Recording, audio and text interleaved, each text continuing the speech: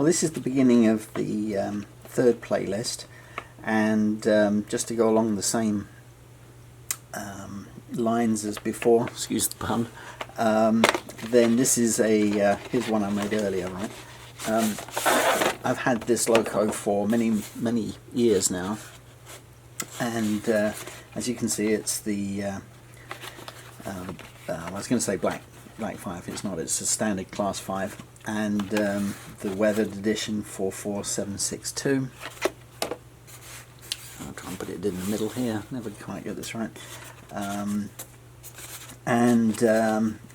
mean, these were such a successful loco in their day.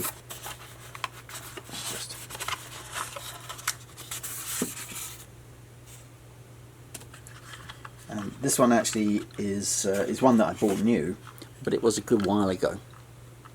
Here we go, problems again.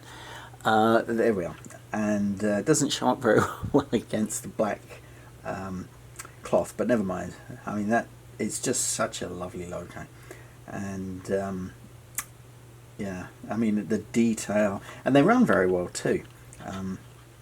But anyway, be that as it may.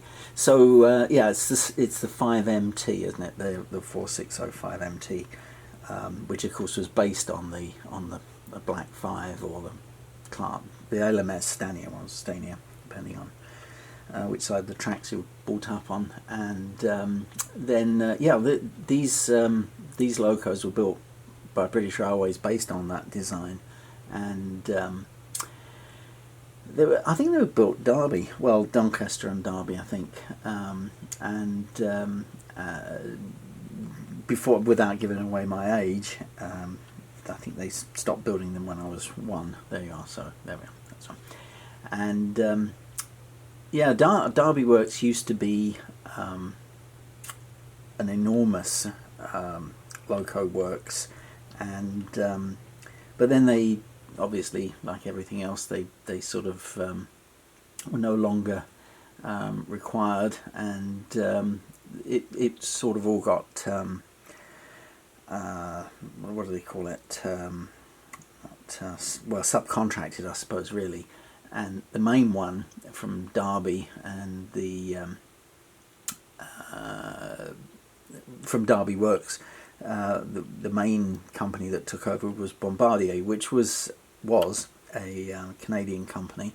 They built tons of stuff, and in fact, I live in Canada now, and not too far from here, I suppose, really, by North American standards, is Vancouver, and Vancouver is famed, I suppose you could say, for its SkyTrain, which is it's a 2-rail driverless train that provides sort of mainly inner city travel.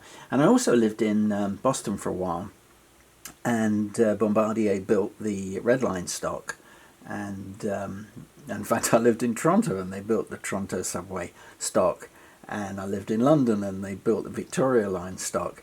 So they were they're a busy company, but Alstom bought them out, French company, this year. I didn't know that. I was just looking, as you do, just kind of skirting through things, and I noticed, and I was very surprised. It must have been an incredibly profitable company in its time, but yeah, so it was Canadian, but in fact is now a French subsidiary, I suppose, of Alstom. Well, not subsidiary. I think it just pretty much got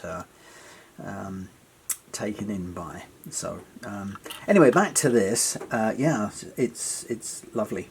I mean, the level of detail is amazing, and so without further ado, as is becoming the catchphrase here, we'll run this. It has run. I have run this, and so that's why I know it runs well. So I'm fairly safe, unless the weevils have been at it whilst it's been in the box.